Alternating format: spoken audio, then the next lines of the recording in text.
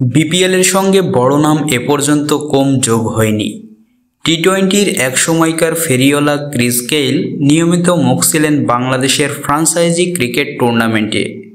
শহীদ আফ্রিদি এই টুর্নামেন্টের অন্যতম কাঙ্ক্ষিত মুখ হয়ে থাকতেন। এর বাইরেও বিপিএল রাঙিয়ে গেছেন ফ্র্যাঞ্চাইজি ক্রিকেট মাতানো আন্তর্জাতিক অনেক তারকা ক্রিকেটারই।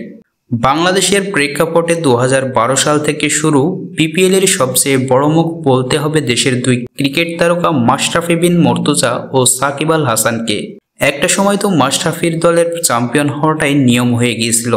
প্রথম 5টি বিপিএল এর 4টিতেই ট্রফি হাতে নিয়েছেন অধিনায়ক মাশরাফি। সাকিব চ্যাম্পিয়ন দলে ছিলেন 2 বার, টুর্নামেন্ট সেরা হয়েছেন 4 বার।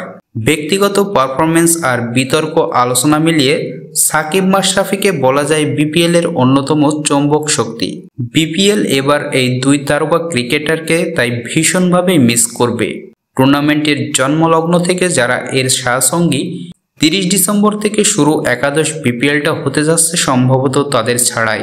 সম্ভবত শব্দটা জুড়ে দেওয়া মূলত ঝুঁকিমুক্ত থাকতেই।